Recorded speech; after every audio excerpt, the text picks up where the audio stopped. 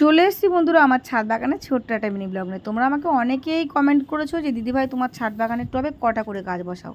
তো তাহলে চলো আমার ছাদ বাগানের টবে আমি কটা করে গাছ বসাই তোমাদেরকে দেখাবো। যেহেতু আমার এই টবটা অনেকটাই বড়, মানে এটা টব বলা চলে না, এটা হচ্ছে ফ্রিজ ভাঙা। আমার একটা পুরানো ফ্রিজ ছিল, তো সেটা এখানে দিয়েছি, নষ্ট হয়ে গেছিলো বলে। তো এই ঢাকাটার মধ্যেও কিন্তু আমি কলমি শাক চাষ করেছি, আর এর মধ্যে আমি হচ্ছে কি এই ঝিঙে, চিচিঙ্গে, পুরুল এগুলো চাষ করি। তো এটা যেহেতু অনেকটা বড় জায়গা, তো এখানে আমি 4টে গাছ দেবো একসঙ্গে।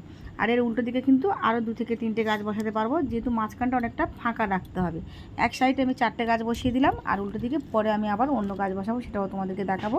তো এভাবে গাছগুলো বসিয়ে দিলাম। তোমরা যদি গাছ বসাতে চাও তাহলে বন্ধুরা, তোমাদের কাছে যদি 50 লিটারের ড্রাম থাকে তাহলে কিন্তু 2 থেকে 3টে গাছ বসাতে পারো।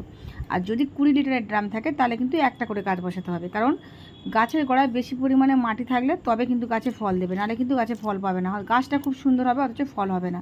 তো আজকে ছিল বন্ধু এটাই ব্লগ। কেমন লাগলো কমেন্ট